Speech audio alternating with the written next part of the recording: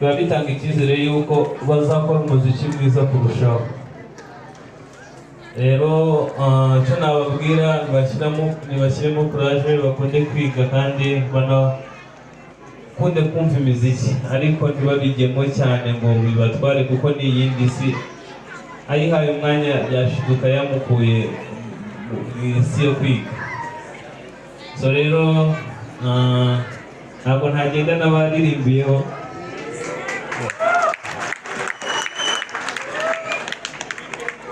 Ndamutekereza amarira kuzura amaso, dayimoni ikankurura ikanyibutsa kariwe ca, iyo ndimo musengesha nandiro ndararunguruka, iby'ubukwa binkundisha oniyamuzi bizenguruka, uzi gukunda umukobwa w'umurundi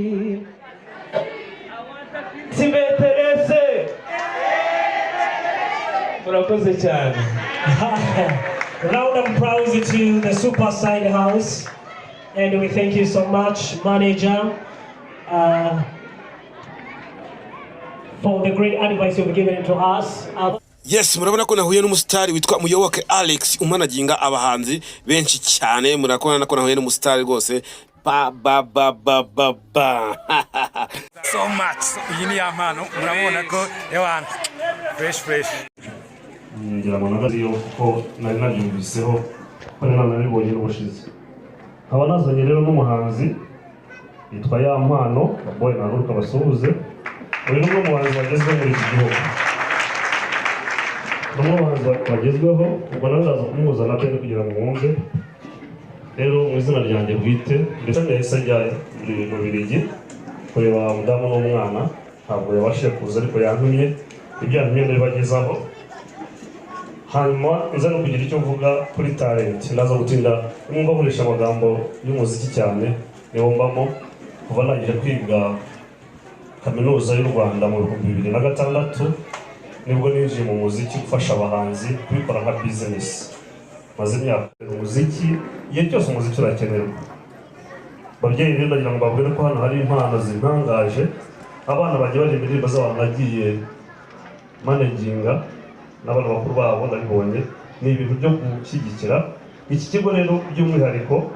Ntabwo nigeze mbona ibigo muri iki gihugu bishyigikira impano nk'uko nguko.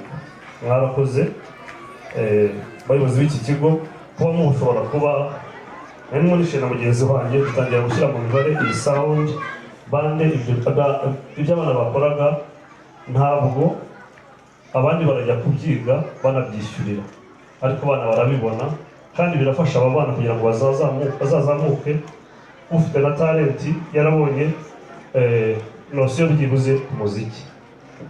Niguse vuba rero ngere kuri ku bana ba P6 n'abandi butindeho. Nabonye nabo baperforminga yabo na P5 baririmbaga. Mugiye kujya ahandi hantu mutari hamwe, abazajya muri boarding rero mbira cyangwa n'abaziga batamugiye kuri n'abandi bantu. Nimba mushaka gukora umuziki muzabanze mwibwe urere mukuye hano. Abahanzi bose nagiye managinga bagiye binjira mu muziki ariko barangije kwiga. Umuziki wawe ukora kuko n'impano ibikurimo, niba afite imyaka nk'iyanjye wakora umuziki. So rero mubanze mwibwe, kandi aho mugiye mugikora n'abantu benshi batandukanye, nimuzajya muganira nabo cyangwa muhure nabo hari ibyo bababwiye bijye kubarangaza, mujye mubabwira muti byose ibyo muvuga twabiboneye kuri Bright Future Academy kuko sanze mubifite. So rero kwantumye ari we Beni. The Beni yarago ndibaza ko mumuzi. The Beni ni umuhanzi dufite mu Rwanda mwiza kugeza kuri saha. Navuga yuko ari mu ba mbere babiri beza bakora umuziki. Wenda usubiye mu gatoya ubuyobozi bw'ikigo nabonyemo n'abana bafite bande nziza. Iriya bande nabasabaga yuko muzashyireho muzareba icyumba kimwe, ibyuma byose birahari, mukore recording studio, bajye bakora imiziki yabo ahangaha inasohoka inajye hanze, nabyo biza promoting ishuri kubona abantu bari gukora imiziki yabo. Nijya kuba kuri Beni rero, Beni namusinyishije afite imyaka 17 kuri 20 yagiye muri Amerika. Ubwo ndabaha intandaro ya Ben na kino kigo. The Ben kujya muri Amerika yajyanywe na Professor Dr. Yohani. Bagiye ari babiri, we na Medi, barasezera kuko nige n'ubundi bamanagingaga, bambwira gahunda zabo zose bagomba kujyana ariko nyine ntibyashoboka. Bagezeyo basanzeyo Dr. Yohani. Ndagushimiye Dr. kubera yuko bavuye mu Rwanda n'ifite ubwoba ko bazagaruka, arabakoze, baragushimiye cyane. Nanjye by'umwihariko banabakurikirana. Bageze ko bazagaruka, nari mbizi kuko kujya muri Amerika ntabwo ugiye gufungirwayo burundu. Ibyo bakoraga byose ni inama z'umuyobozi mukuru w'iki kigo yabahaga. Sasa nababwiye nti nkomoka ya Ben kugira ngo aze kuri iki kigo n'uyu muziki murumva ko bibona ibyo yakoraga. Bagezeyo ntabwo babyaruje muri Amerika, ariko Professor Dr. Yohani arababwira ati mwabikora. Arababwira ati munige, baraniga.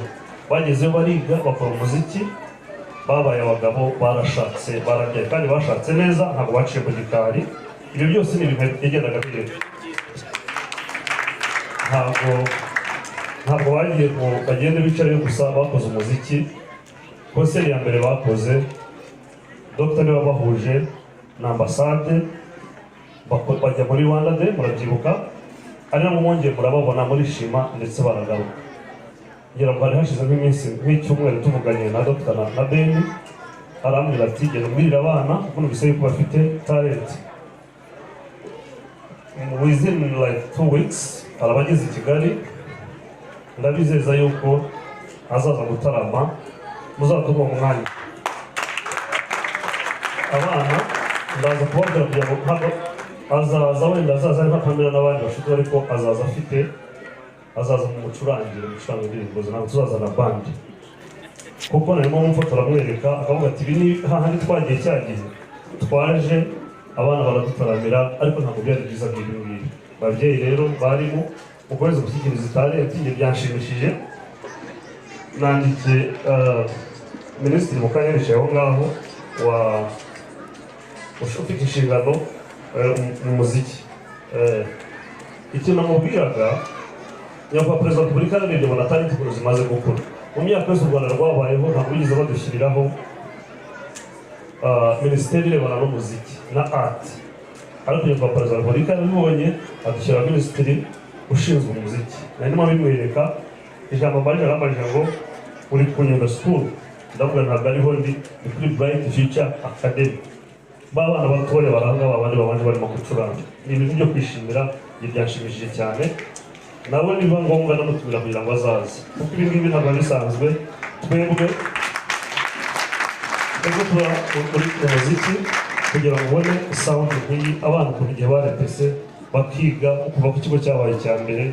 Mwarakoze cyane bana banjye rero, bana batoya, mujye kujya muri P1, namwe mujye kujya muri senior 1 cyangwa mwategezemo ko babivuze. Mugende mwige mutarangazwa n'umuziki. Umuziki uzahora igihe icyo ari cyo cyose. Mukurikira amasomo yanyu, ndabaha urugero rwiza muzajya mureberaho mukabona icyatuma umuziki wanyu utera imbere. Dr. Tom Close muramuzi, yarize yiga ubuganga, akora umuziki. Ngira ngo mwaribonye ko nyakubahwa Perezida wa Repubulika mugira icyizere akamuha n'umwanya muri leta kugira ngo afashe n'abandi. Namwe rero ibyo mbasaba rero, namubwiye hari umuhanzi twazanye wadasoza ya mpano. Umwaka ushize ku itariki 31 z'ukwezi kwa 12, umwaka ujya kurangira, yakoreraga amafaranga afite ibyo bita amahitero, amwe azakoresha terime y'umuziki. Wihangane ndasoje, yakoreraga amafaranga make. Impamvu yaraje ngo ndayibabwira, ariko Ben agahora agomba akavuga atari ku Imana kuki atabona platform amushyira kuri stage. Ngira ngo Dr. twari turi hamwe, niba umuntu wagize abafana batarakuba umunsi Imana yamufunguriye inzira iciye muri Ben. Ubu ni umuhanzi mwiza, ari no mpamvu yaje aha ngaha kugira ngo anahe na courage n'abandi babona bajene bari aha ngaha. Sinzi niba namuha mikoro ariko nagira ngo mbabwire ko amasaha yadufashe agiye kuririmba hari ahantu